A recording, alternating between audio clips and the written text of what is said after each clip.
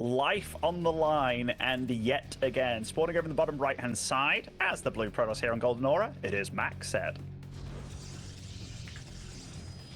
Top left, our red Protoss player here is Jim. Jim. Yeah, like, of these players, like, I remember, like, one of the first Chinese greats was Loner. I don't know if you remember that name at all. That means nothing to me, actually. Oh, really? Okay. So Loner was the very first BlizzCon that we had. It was a weird BlizzCon. It was like an invite. So you had like the top 2 players of each region. Yeah. And it was like Eastern Europe, Western Europe. So I think I went with TLO for mine, and then it was like White Rod Demaga. But Loner, he came second to Genius in the final. He was like one of the first big Terrans, super damn aggressive. But both these guys were around back then as well. For some reason, I've got a feeling they competed in like WCS Europe at some point as well, which, yeah, just absolute powerhouses back then. Very much into the Colossus pushes, but obviously it's a different era of Protosses these days. I do remember Jim playing, going back to those WCS Americas and being like, he was like the Colossus, man, like sit back Colossus every single time. Felt like almost no matter the matchup as well. And I remember a lot of that back then. As obviously here in PvP in this day and age, the double gates are very common. And the setup looks normal, apart from obviously we are seeing the 1 gate from Jim. This is becoming more and more normal. 1 gate, high ground, get some sentries out and just expand off the back of that has become a very common occurrence. Absolutely has. MacSed going for the 2 gate, Jim the 1 gate. And we're going to see, because Golden Aura, it's a fairly big map. It's been around for a while now. It's kind of hard to attack into a 3-base setup just because of, you know, it does have these nice ramps, these nice chokes to take advantage of. Jim just being here. He's got his Nexus up very quickly, by the way. Like, producing a sentry first with that gas that he has a lot of, and that obviously gives you a lot more minerals to spend. So MacSed probably getting the worst end of the deal so far. Probe, not long for this world, and will most likely start up his own Nexus era in the time being. I mean, it's just a later Nexus. You're doing it off an extra gate that doesn't really net you too much. Jim goes Robo Facility, though, so we're going to be seeing the Robo as the choice right now. That's kind of cool. You got the Robo Facility up, you can get that Prism out to harass with early, and then you can obviously go for a couple of different options from there as well. So, yeah, I think that's going to be an interesting one. There's a couple of sentries nibble at some rocks, and just going to see the hallucination popping out and going across the map. Yeah, we do see big differences in tech choices here. Like, Jim gets that scout off nice and early with hallucination. MacSed will join him, as so far we've got almost nothing but sentries being produced from these players. Three on MacSide's side. This is the 1 stalker that he has. It's going to be 3 sentries for Jim as well. And in a Robo this early, that really allowed, like, we talked about it a little bit. He was the Colossus push guy. And the fact that he kind of dives into the Robo first and foremost, that to me feels very Jim. He likes these big, stocky units and always has. Yeah, no, I can get behind it. Playing the less mobile, more defensive setup generally. We have seen, though, I always want to call this Robo more defensive, but it actually is very good offensively as well as what we've seen lately, because you're getting these sentries out early anyways, so you'll have those to help you kind of dictate the push. It's actually become a pretty powerful way to play, although as you take a 3rd Nexus, that's going to take away any suggestion of the idea that you might get pushing. The 3rd's very early, but it's almost early enough that maybe by the time Blink is done, you'll have some stacked defense on it too, so then I don't mind the fact that you're going for an early 3rd with a less mobile army against a highly mobile Blink. I will see how Jim approaches the defense on that, because I think that could be a very telling point of how this game is going to twist and turn. And remember, like, we also talked about how it's not the easiest map to attack into. Like, being in the right location, Jim can kind of meander in this area that he is now from left to right. He's got an observer on that left side as well, which means that his opponent will be spotted if he goes up that path. And yeah, MacSed's not going to greet him with, like, all-out aggression. He is going to take his own 3rd as well. Both of them neck and neck on probes. It's, again, a very honest Protoss mirror, which, you know, this matchup can be played in so many different ways, but we've been seeing a lot of the honesty out of these guys today. Yes, we have, as the couple of depths move up. Stalker warping in. Blink is on the way now from Jim, but MacSed's going to have Blink much sooner. Already showing up on this base. So we'll put some damage onto it. There's a couple force fields to help you out. That will not help too much against Blink. And drop our force fields down. Actually going to force field the Immortal in with these Stalkers, as MacSed. I mean, that is going to net him a little bit of an advantage. Meanwhile, the Adepts in the main base get a couple of probes, but yeah, more interested in how this fight is going. And that fight is... It's reasonable, Ren, right? I mean, actually, MacSed and Jim both lose a fairly sizable amount as they continue to skirmish here. Looking for one more sentry. We get that. Is that the end of this? Yeah, we got Blink now. Going to get one more Stalker and then just Blink on away. I don't even know who I liked that more for. I think that MacSed handled that pretty nicely. It was a nice little Adept attack into the main and did get an Immortal for his troubles. Jim doesn't really have any potential to move out against him, so if I was in either player's shoes, I definitely feel MacSed feels like, okay, I just keep on macroing up. I can maybe use... He can use Chrono Boost however he wants at this point, be it on probes, upgrades, you name it. He's doing it on the upgrades right now in his main base, and a massive gateway explosion as well. Losing a few Immortals definitely takes the wind out your sails as a pro going for it that early. Yeah, I mean, especially when you went for the Immortal and now you've lost it, so you lost some of that defensive capability. And as you see the rest of these Stalkers and Immortals coming out from the left-hand side. You have our Blink about to finish, the Prism coming up, extra gates coming through, and his +1 in charge also on the way right now from MacSed to continue to bring that through as well. Absolutely is. Charge very quick for MacSed here, and I do like the fact that he's kind of utilizing this map control advantage that he has in a good way by taking a very quick 4th base. And when Charge is online, I mean, shouldn't be too risque about taking fights over here. When Charge is online, he will have a nice answer to these Immortals, but I tell you what, Jim is moving out across the map with quite a feisty number of dudes, and they both have 8 gateways currently available. Yep, that's a lot of gates, but I mean, as Jim comes in here, he only just has a slight army supply lead. I guess he has got those 2 Immortals, and they really do pack a punch. That's why the Zealots are important, right? If those Zealots can eat a lot of the Immortal shots, he can really negate the power of those. Force field's coming down, though, and that's going to work against those Zealots. So the Zealots, unfortunately, will not get as good a fight as they want. However, we get rid of one Immortal during this already. I think MacSed is doing the right things to give himself a good shot at closing this one out defensively for the moment, at least, as Jim is getting ready to go for round 2. Yeah, I mean, Shield Battery Overcharge has been used. That Warp Prism's quite far away for Jim, so wasn't able to actually pick up his Immortal and save it, which that had definitely helped you a lot. And MacSed, he's doing a good job of just buying time here. And remember, all the sentry energy gone, all the sentries gone, in fact. And now MacSed feeling so confident to just go back. No more reinforcements for Jim, and his minerals are sky high. His army is getting absolutely cleaned up. MacSed actually handled this overall very, very nicely and very smoothly, because it wasn't the easiest situation to get yourself out of. Yep. Well, we just have ourselves the Forge, the probes all coming through here from Jim. Stalkers and Zealots still making their way up to the top, and again, that's a Prism and a few more Stalkers coming up from MacSed. Charge starts from Jim, but this is just going to feel way too late. I mean, the fact that MacSed can instantly come across the map and be, like, in your face aggressive already, like, he has his own 2 Immortals mixed into this now, so he's the one that's now packing a punch.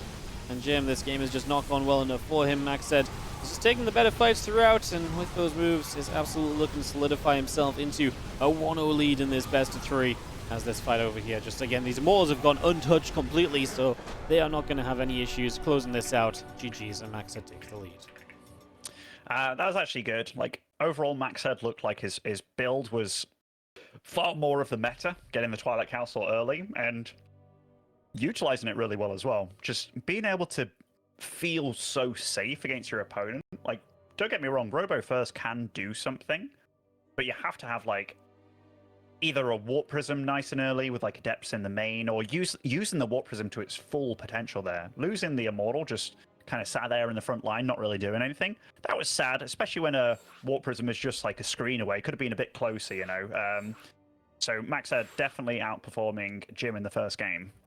Absolutely, and time for Jim to step it up a little bit, because down 1, life on the line right now. He did take a map off of Firefly in this event, so his PvP has some amount of potential, but then he did get 2'd by Nanami as well, so like, he's got potential there in the PvP, just needs to find the spark again a little bit, perhaps. MacSed looking to, again, get his win and get back on track here in the Asia region today. As, yeah, he's 1 map away. Again, the players into the lobby. It's Oceanborn for map 2. Honestly, I feel like I may as well make a soundboard bite for this. Oceanborn map 2, because it feels like this is the case every day, every series. We've seen this so often. since we saw Gas in the last couple of days, Ben. It's actually kind of crazy. It is really crazy, but I tell you what, I've been, and it's the Chinese region again that's been very much about like, oh, let's not be too risque, eh? Let's not be too risque, and let's stick to what we know, which is kind of funny because I've always thought of this region as the I'm gonna be giga aggressive in your face, and I guess they still are sort of like that, but it's not as black and white as it used to be. No, this matchup is I love the sentry change. It really mixes so much up in terms of what you can do and how aggression works as well. It's fun as we have Oceanborn about to pop into play. MacSed and Jim going up against one another. Let's kick this off and see who is going to take down game number 2. Will it be the Red Protoss player on the top left who needs to win this, keep that ESL SC2 Masters Spring Regional performance up and running? It is Jim.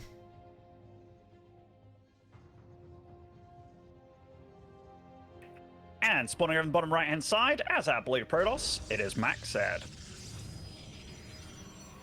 Been a lot of 2-0s today so far. I do think the play that we've seen from a lot of these players, though, has just been good. I especially can't stop thinking about Lemon, man. Yeah. Hey, Jim, man, I'm sad that Lemon's gone for the week. Well, actually, I'm not, because I'm not here for the rest of this week after today, so I'm glad that I'm going to be back when Lemon's playing again. Yeah, it's just cool. Like, I keep, whenever I'm casting days like this, where, you know, the long days, I'll walk away in my break of 4 minutes and just be like, man, that was really nice to see. Like, very often when new players, or when I say new players, when players are rising and it's like, you really want them to do well, and you're like, hey, now's your time to show me how well you play. And it's like, holy crap, yeah, you did it. You hit the mark, you did everything right, and it's just gorgeous to see. It's hard, man. That was a high pressure situation. Like, you beat Firefly, or you potentially, you know, start your road to elimination, and he absolutely met the mark. Jim going to be going for the same sort of opening that he did in the previous game here, where it's just one gate on the high ground. So most likely a very quick expansion from him, and yet again. Yep. Sniper core coming up on both sides. A lot of people, like I say, have been adopting this one gate play, just the single gateway, kind of playing from there, and just kind of getting a fast expansion up, utilizing the ability of these new sentries to just be a little bit more kind of stand on their own, so you can just produce sentries and go from there. You don't need the 2 gates of production. It's been cool to see, man. Yeah. By the way, Wardy. What? How's the RuneScape going? You finally found something that's not a disaster for me to talk about? Is that what it is? You've been hunting? Oh, really? I've been throwing darts at this board, all things that I'm like, Wardy's good at this, right? Wardy's good at this. Oh. Is it going well? Yeah, RuneScape's going good, mate. They just released a new, like... Are you still... Well, they released, like, a new, like, hard endgame, like, challenge, and I just beat it the other day, so I got my new best in slot range cape. So... Oh my goodness. Yeah, pretty good, I guess. Are you still way better than Loco? Yeah, Loco's a scrub, man. It's not even a competition. I love that Loco's getting involved in some of the things that the other casters like, and he's just worse at it than everybody else. Well, Loco's like an everything man, right? Like, he does a bit of this and he does a bit of that, you know? Like, now he does his Warhammer painting, he just sits there streaming it, chill. It's a good life, mate. Yeah, like, even James came to my stream even, like, Alaris, because he was the one that got him into Warhammer a bit, right? And he's like, Ben, look at this. And he just shows me this blob of red paint just smashed on a model. And he's just like, this is a disaster. And I'm like, this is the best. This is the best timeline for me. Just Loco taking on all these things, literally being the jack of all trades kind of guy, you know, like, oh, anyhow. This game, Jim, bringing a totally different gear here. This is a very aggressive proxy gate, although it's not super damn close, but it's close enough that you know that he wants to deal damage, and he has no other tech. This is a 4 gate against a blink opening into a fast third. This has a lot of potential. Yeah, man, it is. It's gonna have some possibility right here as an extra sentry warps in over on that natural, and we do have ourselves the power coming in from Jim. just absolutely sending it off of 4 gateways, just going before any tech's available. And MacSed is building a third base and all sorts. He is not ready for this at all. As the Stalkers and the Sentries come through, I'm just going to move past this expansion and in towards the natural now. He's not... What? Okay, I was like, MacSed, were they your force fields? Okay, he just wall him out, gets a sentry for his troubles, but did lose a few units. He's buying a lot of time. But he's on 2 gateways against 4 here. Like, that's a lot of shield batteries popped up. Nice force fields, and yet again, shield battery overcharge is used. Jim, do you stick around against this? No, no, no. He moves away. And remember, he's kind of on a bit of a clock here. Like, this is going to be a lot of units, but with no blink very soon. And he's even getting his own aggressive shield batteries here in front. This is really cool out of Jim. Yeah, Max is going to have a real army supply issue, but again, it's about Blink. The problem is it feels like Blink is just a little bit too far away. I don't know if he's been able to get any chrono boosts on it recently. It feels like it could have maybe finished up a little bit sooner, and now it's just not been the case. It looks as though this is going to be all trouble for Maxed as Jim just continues to look very, very good here. And by the time Blink is done, there's basically going to be no Stalkers to Blink back anyways, especially with the reinforcements that Jim has coming in. He's going to knock down this pylon, so all the batteries are going to be completely depowered on this natural as well. And here's the Blink. It's time to make magic happen, Maxed. With a third of the supply, you're going to have to blink your heart out and more. Yeah, I think Jim, very cool executed build here. And, you know, he was sharp, he was decisive. This is the kind of game that Jim likes to play. Just in your face from the get-go. He's the one dictating the pace and the strategy. And Maxed, he didn't caught with his pants down. Absolutely was. Like, he was getting his shield batteries online and such, but he did not know what hit him. Still, shield battery overcharge can work a lot of magic. It's keeping the Stalkers alive, but nah, I think it's too little too late. Yeah, the numbers are just too high from Jim. I think Max had way too greedy, right? That third base being on the way and everything is just way too much initially. And yeah, I mean, this obviously looks as though Max will fight until the bitter end, but he's going to lose the natural. Jim is making a third. Jim has anything and everything he wants in this game, basically. I mean, it'd be nice if Jim had Blink on the way, I guess, but he's honestly fine. GG's called. And we're going to go to Game 3 finally here today. We certainly are. We certainly are. And what a way to get there as well. Like, I really love the shifting gears. And I'm also a big fan when you get to play series against players and you get to kind of show what looks like the exact same build, like the one gate, you know, everything looked the same. It's just the follow-up is absolutely not. And very often when you're in a series like this, you just automatically assume like, okay, I've got a good read on what's going to happen. And then it's like, boom, absolutely you don't. Like, those builds are extremely dangerous, especially in mirrors like this. Admin just came out of game, said GG and logged out. I love that you just wrote a question mark like, hey, what are you on about? Yeah, that's a new one. I'll message the other admins and be like, mate, the other one just left. Let's clean this up.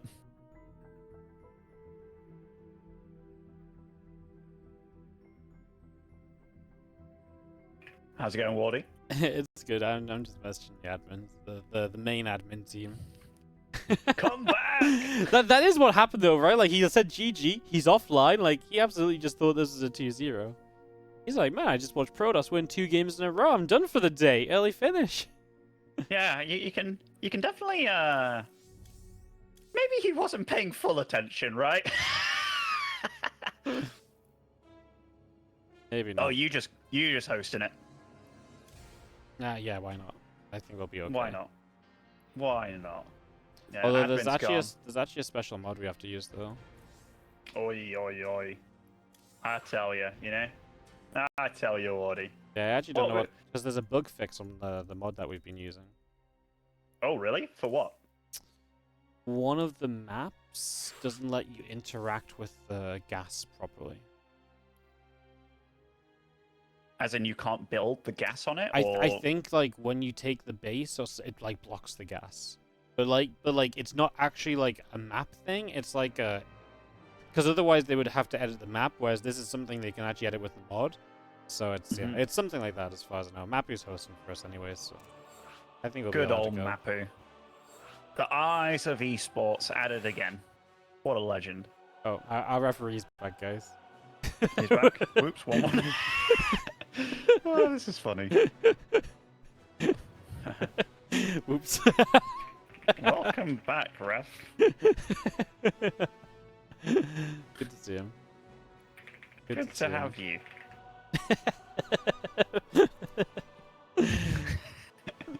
I mean, you got all you can do is laugh, isn't it? It happens, man. You know, sometimes you just forget. To be fair, I think the Asia referee is not like super like a StarCraft guy, right? Which is completely normal as well, right? Like people work multiple games or something. He's not a super StarCraft guy, so he probably just got mixed up. Like he's like, oh yeah, this guy just like whacked the guy twice. Makes sense. See you later. All good. Yeah, gonna be in game in a second. I like. I kind of want to. He seems very serious now, but I kind of want to be like, oh, you know, did you have like a hot lunch date that you had to get to or something? Like, I don't know. Alrighty. I love how he's like checking. Wait, we definitely had one guy win game 1 and the other guy go in game 2. Amazing. All right.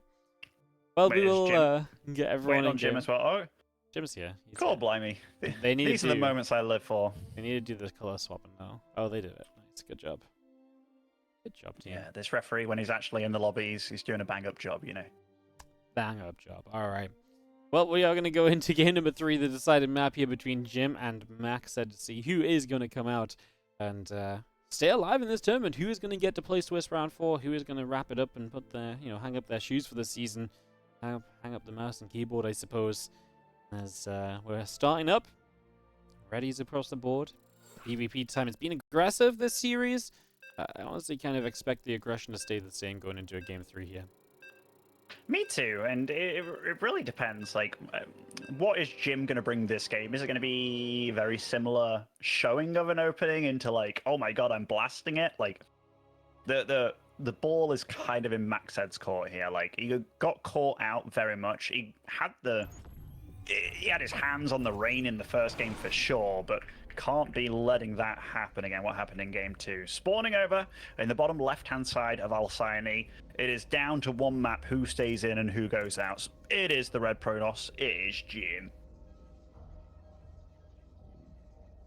In the top right-hand corner, the Blue Protoss player from Invictus Gaming, we have MacSed.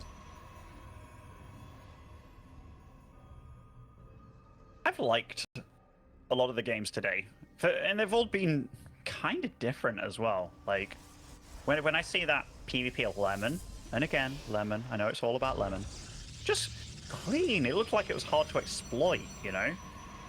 So I'm curious, when I see a play like that, is it just one of those things where somebody's so good that they make it look so simple and so easy that actually replicating it is way, way harder? And I mean, most likely the case. And I felt like that with pretty complex things in real life. Like, if somebody understands this very complex thing, they can often explain it very, very nicely and easily. Whereas somebody that doesn't truly understand it, they make it sound really complicated when they're trying to. You know what I mean?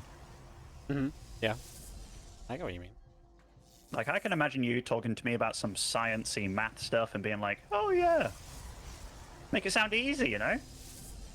Whereas if maybe Roddy back in was the doing day. it, yeah.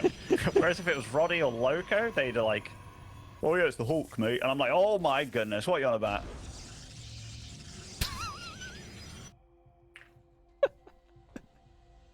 Is that what we'll come back to? The Hulk. Every time. You love Every the story, time. Mate. Did anyone send you the link to the clip? No. Oh? No. You're gonna have to up the bounty, mate. From a $5 to maybe a $10. Yeah. I would absolutely pay a $10 for that clip. It is so freaking good.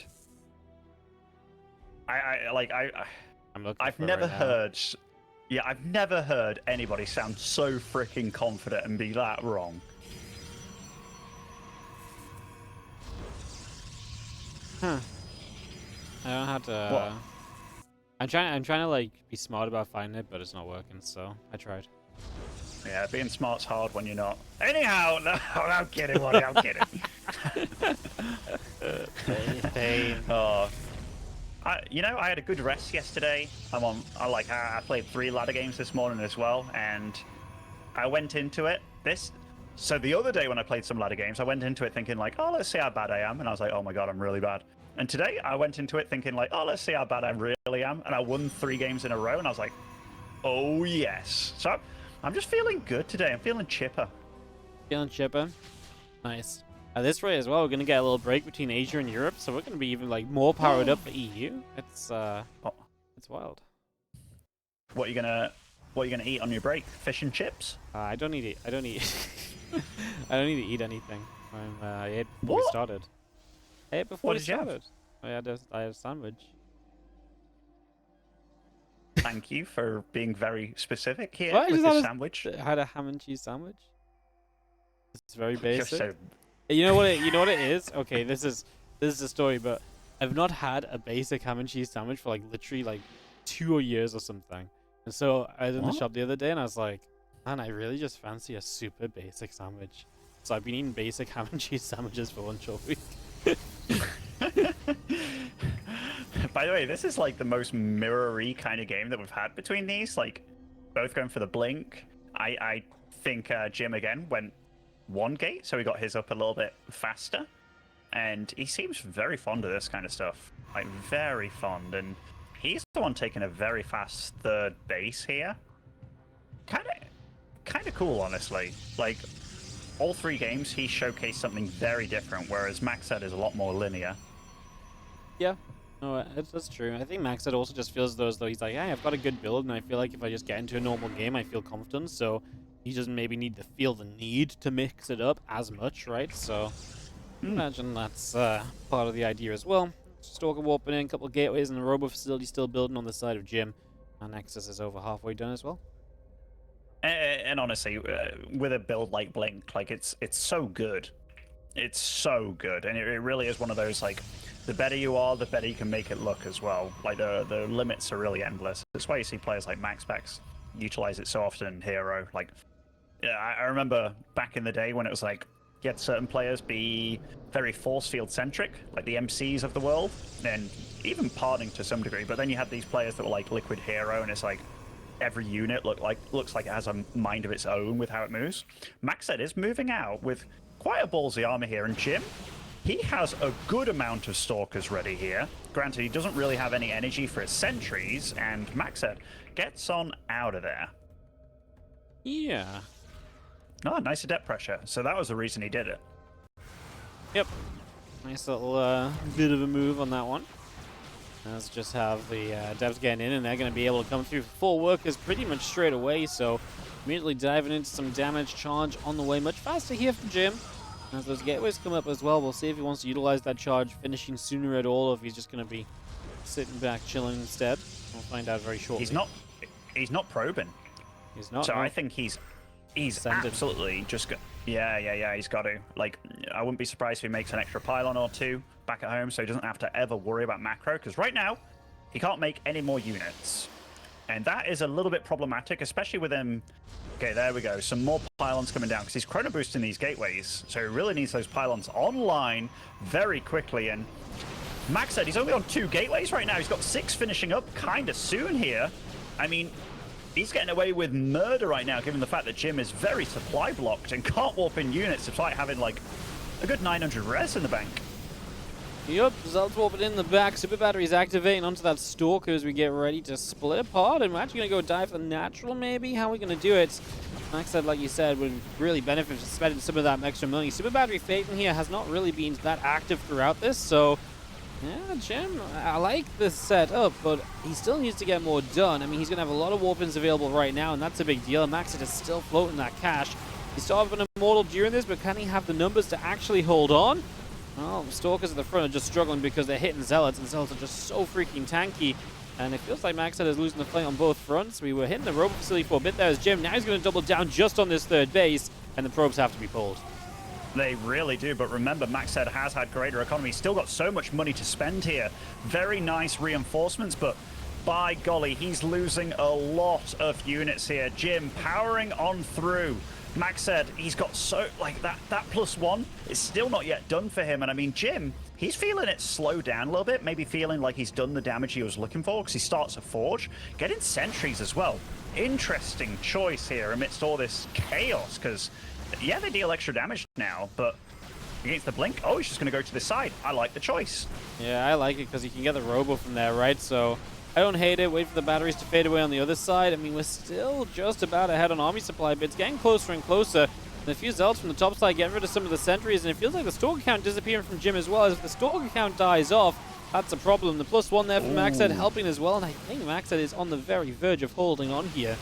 Wow. I think he is too. That's a lot that he has. That War Prism, he has to be so careful. I think that was an accidental load there, and MacSed takes the pounce, and Jim has to go home with his tail between his legs. Didn't get the third kill, didn't get the kill either. This is now looking very grimy for Jim. Absolutely it is. This is not looking pretty any longer, is it? He gets chased all the way away. MacSed with the defense, and obviously MacSed with the +1 already done. Feels a little bit better there. He also already has himself. I actually guess that's the only real difference. The gateway count is evened out at this point. He is going to pop out of Prism very shortly and going to go across the map with that. So, I mean, he's looking to utilize his advantage, and rightfully so.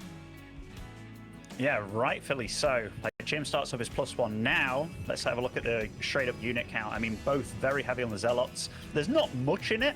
Like, I don't think MacSed can just Giga Punch on through. I say that, but some sneaky Zealots make their way very casually into this main, and oh my goodness, there's no reaction. Yep. I mean, this is just huge already. Just 8 probes going down. Is that Nartosis pylon? Oh my god, how many bunch of gates? 4 of them. Oh, that's gorgeous. Yeah. He should lean on this now, and that's exactly what he's going to do. Nice play. MacSed takes the win 2-1, and Jim, that's it. 0-3 in the group. 0-3 in the group, and you mean he took a map.